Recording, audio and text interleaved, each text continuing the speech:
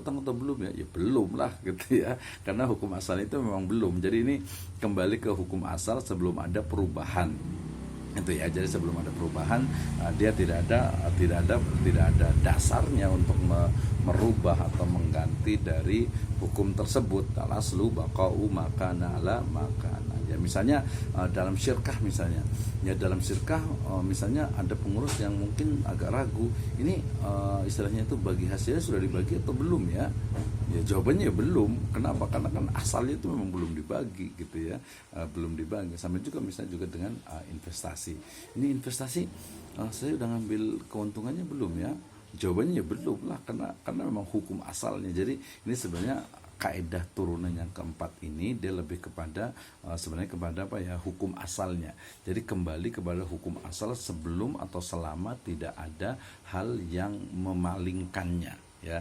Yang memalingkannya tadi, saya udah batal atau belum ya? Ya belum batal gitu ya, karena nggak ada buktinya kan. Saya udah wudhu atau belum ya? Ya belum lah, kan belum wudhu gitu ya. Saya udah sholat atau belum ya? Jawabannya hukum asalnya ya belum sholat gitu ya. Jadi lihat kepada apa, hukum asalnya. Hukum asalnya yang mana yang berlaku gitu tadi, kecuali kalau ada argumentasi, ada dalil, ada bukti yang menguatkan gitu ya, yang menguatkan. Oke, ini juga sama ya dalam kaidah turunan yang kelima, yaitu al-aslu fis sifatil aridatil adam ya. Jadi hukum asal pada sifat-sifat yang datang kemudian adalah tidak ada ya. Jadi hukum asal pada sifat yang datang kemudian adalah tidak ada, artinya kembali kepada yang awal ya, kembali kepada hukum awal. Kalau belum ada hal lain yang memalingkan, yang merubah, yang mengganti, maka kembali kepada hukum awalnya. Jadi al-aslu fi sifatil aridah ya.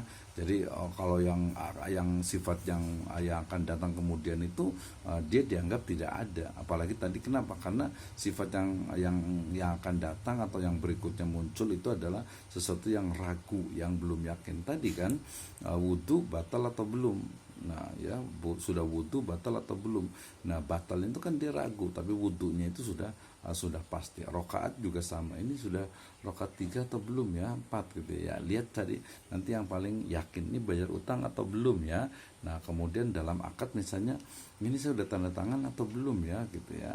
Semuanya menggunakan demikian juga misalnya tadi cicilan ya. Tadi kan utang, berarti ini cicilan nih ya. Saya udah bayar cicilan atau belum ya?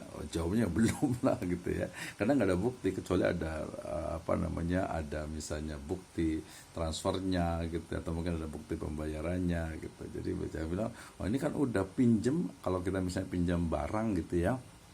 Nah, saya sudah kembalikan atau belum ya? Jawabannya ya kalau nggak ada keyakinan sudah mengembalikan ya berarti belum gitu. Mungkin kayaknya hilang deh. Ini kan suka terjadi biasanya nih, mungkin nggak ini ya, mungkin pinjam pulpen atau pinjam buku atau apa, pinjam buku lah ya, pinjam buku. Kemudian dia itu ragu gitu, bukunya udah saya kembalikan belum ya? Kemudian yang punya buku bilang belum gitu. Nah, perasaan saya udah kembalikan deh. Maka kembalinya dasarnya kembali kepada yang tadi. Oh belum dikembalikan, karena yang mengembalikan itu masih perasaan, belum pasti ya. Tapi kalau dia mengembalikannya, apalagi sampai tanda terima, apalagi mungkin ada bukti-buktinya, itu berarti sudah betul. Tapi kalau tidak ada buktinya, masih ragu, maka ya dia belum bisa dikatakan sebagai mengembalikan bukunya. Al-aslu fi sifatil aridah al-adam ya. Jadi sesuatu hukum asal itu pada sifat yang datang kemudian adalah tidak ada. Jadi belum ada kalau sampai ada, kalau tidak ada argumentasi atau masih dalam keraguan-raguan. Baik, yang berikutnya adalah kaidah turunan yang keenam, yaitu al-aslu fi kulli hadisin takdiruhu bi aqrabi zamani ya. Jadi hukum asal ya dalam segala peristiwa adalah terjadi pada waktu yang paling dekat dengannya atau yang paling dekat kepadanya. Ini biasanya terkait dengan sebuah peristiwa ya, yang biasanya itu selalu ada kronologinya, ada urutannya. Ya, ini ingat, ini adalah hukum asal gitu ya. Misalnya nih, dalam sebuah pembunuhan misalnya gitu ya. Dalam sebuah pembunuhan misalnya di sebuah tempat kamar mungkin yang gelap gitu ya. kemudian setelah lampunya dinyalakan ternyata ada satu orang meninggal gitu ya, kemudian ada satu lagi orang yang megang pisau berdarah gitu ya. Sadis ini ya, jangan contohnya jangan itu ya, tapi ini jinayah ya. Nah maka kemudian apa, maka yang berlaku berarti orang yang di situ yang membunuh gitu ya. Ini hukum asalnya, sampai nanti ada kaedah atau korinah atau ada argumentasi dasar lain yang menguatkan ya tadi hukum asal. Oh berarti dia yang bunuh nih, karena kan dia ada di situ pegang pisau gitu ya. Nah kemudian tapi ternyata pas dicek, dicari apa namanya bukti-bukti, ternyata enggak ya, ternyata dia itu sebelumnya itu dipaksa orang masuk ke dalam kamar itu, kemudian dia di pisaunya itu dia pegang. Ternyata ditemukan, ternyata buktinya adalah dia tidak membunuh gitu orang yang megang pisau itu, tapi dia justru dipaksa masuk ke ruangan itu, kemudian pisaunya itu dia suruh pegang dan gelap kan, jadi dia tidak tahu. Oh berarti dia bukan pembunuhnya, jadi hukum asalnya itu sudah tidak berlaku lagi ya, tapi hukum asal tadi yang ada di situ ya. Demikian juga tadi misalnya dalam sebuah pembayaran utang gitu ya, jadi ketika hukum asal dalam segala peristiwa adalah terjadi pada waktu yang paling dekat dengannya, berarti ketika utangnya itu kapan gitu ya, kemudian pembayarannya itu kapan gitu ya, berarti ada waktunya, biasanya terkait dengan terjadi pada waktu yang paling dekat kepadanya. Jadi segala peristiwa adalah terjadi pada waktu yang paling dekat kepadanya, artinya bukti-bukti yang paling dekat itu biasanya yang paling kuat gitu ya. Makanya kalau dalam keilmuan juga ya, dalam keilmuan itu apalagi nanti dalam ilmu kajian, ilmu misalnya sejarah pemikiran,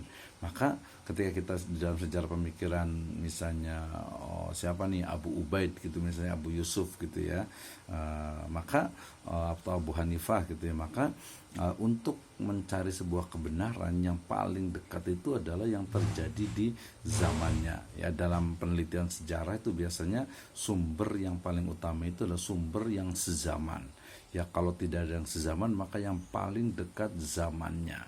Makanya nih kalau dalam sejarah misalnya kita ingin tahu tentang bagaimana sih ekonomi di zaman Nabi SAW gitu ya, maka ya kita berarti cari kitab buku yang paling dekat yang ditulis yang sezaman dengan Nabi gitu ya.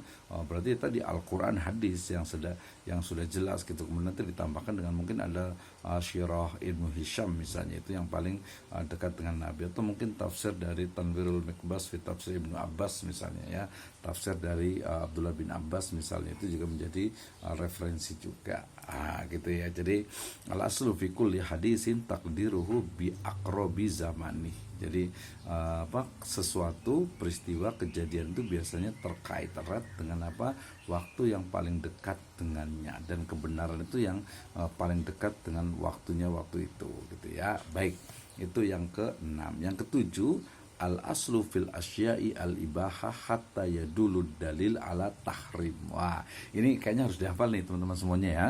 Jadi ini adalah kaidah yang paling utama nanti dalam muamalah, kayaknya kita udah sering banget dengar, yaitu al-aslu fil muamalati al-ibahah hatta yadulud dalilu ala tahrim.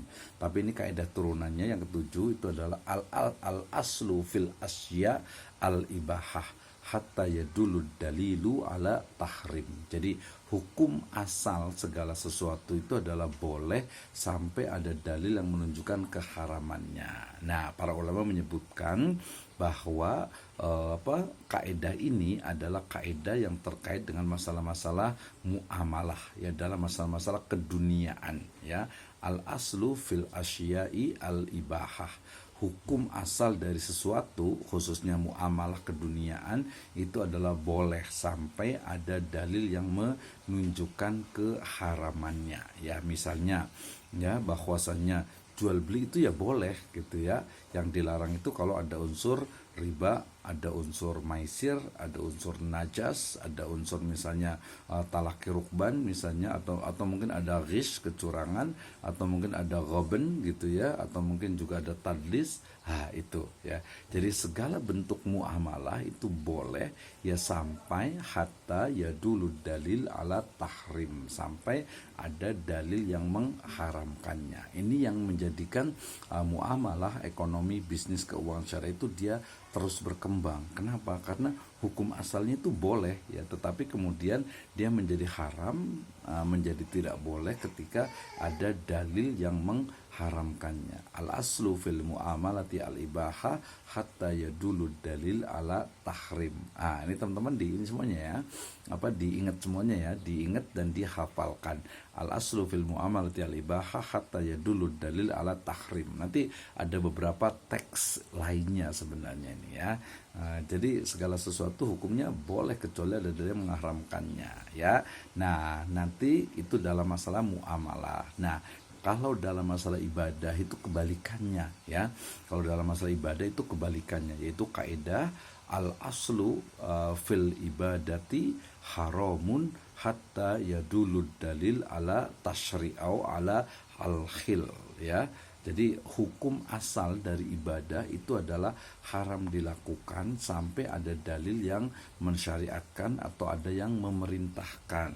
Nah, ini penting nih ya dalam masalah ibadah. Jadi bukan hanya muamalah saja ya. Dalam masalah ibadah berarti hukum asal itu nggak boleh sampai ada dalilnya. Oh berarti sholat ada dalilnya. Oh ada ya, warka'u ma'ar raqiin wa aqimus sholah. Zakat ada dalilnya, wa atuz zakah ya, wa tahujjal bait. Oh haji ada perintahnya. Saum ya ayyuhalladzina amanu kutiba alaikumusiyam kama kutiba alal ladzina min qablikum la'allakum tattaqun ya. As-saumu junnah, berarti saum puasa juga ada perintahnya. Syahadat ada perintahnya, salat ada perintahnya, puasa ada perintahnya, zakat ada perintahnya, haji ada perintahnya, sedekah ada perintahnya, wakaf ada perintahnya, berbisnis ada perintahnya, belajar ada perintahnya ya. Jadi dalam masalah ibadah kalau ada perintahnya itu dilaksanakan, tapi kalau tidak ada perintahnya gitu ya, jangan kita membuat hal-hal baru ya, termasuk yang muhdasat. Tidak boleh ya, dalam ibadah itu adanya innovation, adanya inovasi ya. Kalau dalam muamalah ya silahkan tafadhol, mangga ya untuk inovasi berbagai kemajuan gitu. Tapi kalau dalam ibadah itu tidak boleh adanya muhdasat atau innovation atau sesuatu yang baru yang tidak ada contohnya di zaman Nabi. Kenapa? Karena Rasul SAW dalam kalamnya dalam Al-Quran surat Al-Ahzab ayat ke-21 disebutkan, a'udzubillahi minasyaitonirrajim, bismillahirrahmanirrahim, laqad kana fi rasulillahi uswatun hasanah. Sungguh telah ada pada diri Rasul uswah, contoh hasanah. Berarti sholat berarti shollu kama ra'aitumuni usolli ya. Kemudian puasa, haji juga, khudhu anni manasikakum, puasa seperti puasanya, saumnya Nabi, sedekah seperti sedekahnya Nabi, zakat seperti zakatnya Nabi, kemudian wakaf seperti wakafnya Nabi, dan seterusnya gitu ya. Ini adalah al-asl fil asya al-ibahat yadul ala dalilu ala tahrim. Dalam masalah ibadah, al-aslu fil ibadati haramun hatta yadulu dalil ala tasyri atau alal khil. Oke, baik. Yang kedelapan, al-aslu fil kalami al-haqiqah ya. Hukum asal dari suatu kalimat adalah arti sebenarnya. Jadi ini masuk ke dalam linguistik ya, bahasa. Kalau saya bilang daging ya berarti daging gitu ya. Kalau ikan masuk daging nggak? Ya kita lihat itu hakikatnya itu apa gitu ya. Ada ikan itu ya daging gitu. Sayur-sayuran misalnya kedelai itu termasuk sayuran nggak ya? Oh itu biji-bijian kali gitu ya. Jadi maknanya bahwa satu kalimat artinya itu adalah ya hakikatnya. Hukum asal dari suatu kalimat itu adalah arti yang sebenarnya. Sama juga nanti sampai ada bukti atau sampai ada dalil, ada argumentasi, ada dasar yang istilahnya itu memalingkannya. Misalnya begini, saya berjalan di tengah malam ditemani sang rembulan. Wah, puitis sedikit ya gitu ya. Jadi saya berjalan di malam hari ditemani sang rembulan gitu ya, atau ditemani purnama gitu ya. Berarti kan di situ kata-kata ditemani hakikatnya kan tadi bareng bersama-sama gitu, tapi kan ternyata secara logika ya nggak mungkin lah bareng-bareng, masa bulannya di atas kita di bawah. Tapi berarti di situ ada kalimat yang sifatnya itu majazi ya, mungkin kayak hyperbola gitu ya, atau mungkin ada kata-kata bisa kalau anak muda ini misalnya engkau adalah separuh nyawaku gitu ya, atau separuh aku gitu ya. Ya enggak lah, nggak mungkin separuh itu mah karena bucin kali ya gitu ya. Jadi nggak ada namanya separuh separuh aku gitu, separuh nyawaku ya, karena nyawa itu ya satu gitu ya. Tapi itu berarti dia bukan makna sebenarnya, itu adalah hyperbola atau mungkin majas ya, sesuatu yang tidak pasti. Tapi kalau kita bilang tadi misalnya bagi hasil ya bagi hasil gitu ya, kemudian misalnya mudorobah ya mudorobah ya, artinya kerjasama antara sohibul mal, pemilik modal, dengan misalnya pengelola mudorib gitu ya. Nah, hukum asal dari suatu kalimat adalah arti sebenarnya sampai ada dalil yang memalingkannya. Misalnya nih, kita bilang itu bunga bank. Kan kata-katanya indah sekali, bunga bank, kan bunga ya, bunga itu indah, harum gitu ya, kecuali bunga bangkai kalau gitu ya. Nah, tapi ternyata bunga bank di situ adalah bukan makna sebenarnya, karena bunga bank itu adalah ziyadah atau juga apa disebut dengan apa manafi atau manfaat, yang itu sebenarnya juga adalah bagian dari riba. Jadi bunga bank itu tidak seindah yang ada dalam makna sebenarnya bunga gitu ya. Jadi jelas sekali nih ya, sama juga nanti istilah-istilah yang lainnya ya, walaupun kalau secara dasar kalimat itu ya arti sebenarnya itu, tapi sampai ada dalil yang memalingkannya. Oke. Nah, al aslu fil kalami al haqiqah. Kalau utang ya berarti utang gitu ya. Sama juga nih misalnya kalau dalam pembahasan tentang GoPay misalnya gitu ya. Jadi kalau GoPay itu kan misalnya, atau GoFood gitu ya. Kalau GoPay masih agak oke lah ya, kecuali nanti terkait dengan apa dengan mungkin diskonnya dan sebagainya. Tapi di GoFood misalnya atau GrabFood ya. Nah, GoFood atau GrabFood GoFood, atau mungkin di Shopee Food gitu ya, atau mungkin di GrabFood gitu kan. Berarti kan kita nyuruh orang nih ya. Nah, nyuruh orang, kemudian orang itu kan disuruh kita itu bahasa ininya kan hanya pakai aplikasi ya, pakai aplikasi, tolong belikan misalnya soto lah gitu ya. Soto nggak biasa ya, mungkin berikan fried chicken ya, KFC misalnya gitu ya.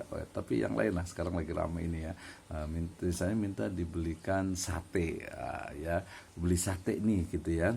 Oke, saya akan klik di GoFood atau di GrabFood atau di Shopee Food, beli sate ya, misalnya 10 tusuk gitu ya, harganya misalnya 25.000 gitu ya, yang kecil-kecil aja lah ya, 25.000. Kemudian maka drivernya itu ya, dia akan beli sate itu dengan uangnya dengan uangnya tadi drivernya itu.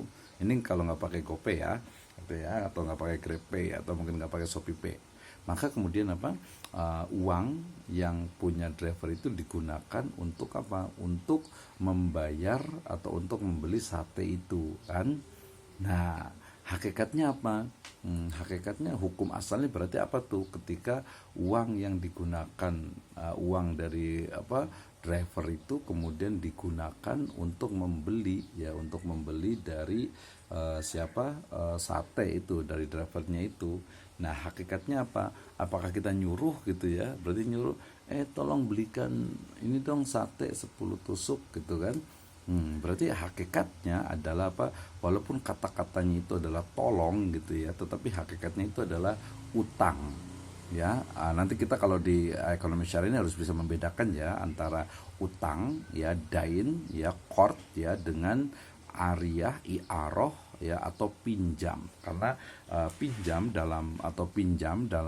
dan juga dain, qard itu dia hakikatnya itu berbeda ya. Jadi tadi kalau saya nyuruh ke driver belikan sate 10 tusuk, maka hakikatnya itu bukan tolong belikan gitu ya, tapi saya utang duitnya untuk beli sate, nanti saya ganti ya gitu, karena nanti kan dibayar. Nah, ketika dibayar itu, ketika sate sampai ke kita, kemudian kita bayar 10.000 tadi 10 ya, berarti 20.000 gitu ya, 20.000. Nah, mau nggak driver itu dikasih 20.000? Nah, maka kemudian di aplikasi itu pasti dia ada ongkos kirim. Ya, ongkos kirimnya adalah misalnya 5.000 misalnya menjadi 25.000. Nah, di sini berlaku tuh pembahasan, nanti boleh dibahas tuh di fikih muamalah dan yang lainnya. Berarti di situ ada campuran. Pertama gini, pertama ada akad dain, akad utang gitu ya, yang kemudian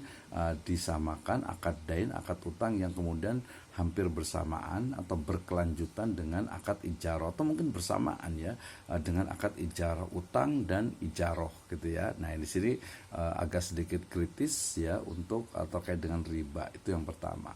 Yang keduanya adalah dari sisi misalnya tadi ijarohnya, ujrohnya gitu ya. Ternyata dia kan cuma minta tolong, kemudian pakai duitnya, kemudian nanti saya ganti misalnya gitu kan, saya ganti uangnya gitu ya, dengan tadi tambahnya kan untuk ujroh aja, artinya hanya untuk ya kan belikan, masa nggak mungkin dong kan, dia pengen dapat keuntungan juga. Nah, di situ nanti kita juga akan bertemu ada semacam tasodum, ada semacam kontradiksi ya dengan apa al-adah muhakamah gitu ya. Artinya kan orang juga udah tahu gitu, ketika nyuruh dia pasti ngasih ujrohnya.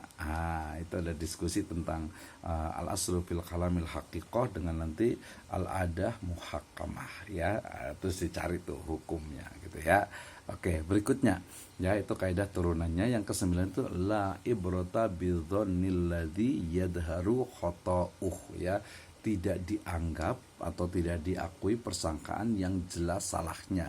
Ya jelas lah ya gitu ya, udah persangkaan salah, udah persangkaan salah lagi gitu ya. La ibrata bidzannil ladzi yadharu khata'uh ya, tidak dianggap, tidak diakui persangkaan yang jelas salahnya.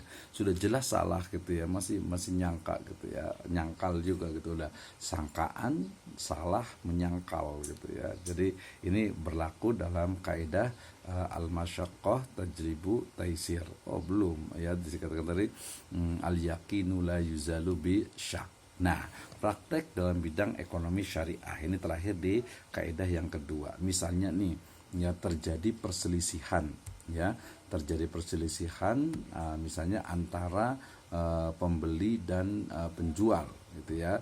Terjadi perselisihan antara pembeli dan penjual. Pembeli ingin mengembalikan barangnya dan berkata bahwa barang tersebut seharga 15.000, sedang penjual berkata harga tersebut adalah 20.000 ya, maka yang dianggap yakin adalah harga penjual. Nah gitu ya. Jadi kalau ada terjadi jual beli, kemudian ternyata ada garansi misalnya gitu kan, terus yang belinya itu saya mau kembalikan, nih saya kembalikan, ini saya belinya ini ya 15.000 ya gitu ya, belinya 15.000 ya gitu. Nah, sementara penjual mengatakan harga tersebut adalah 20.000. Enggak, ini harganya 20.000 gitu. Ya, maka yang dianggap yakin adalah penjual ya. Ini kan hukum asalnya ya. Kalau penjual kan jarang penjual itu istilahnya itu jangan penjual bohong gitu ya, maksudnya kalau dia pas jual itu ya nggak mungkin, apalagi sudah kan diterima uang gitu kan, dia nggak mungkin masa dinaikkan gitu ya, kecuali nanti ada potongan. Nah, sementara kalau pembeli biasanya saya kan pengen ini kan udah dipakai lebih murah, itu sebenarnya beda lagi ya, tapi lebih kepada mengakunya yang pembeli itu 15.000, sementara yang penjualnya mengakunya 20, maka hukum asalnya yang berlaku itu adalah yang 20.000, karena itu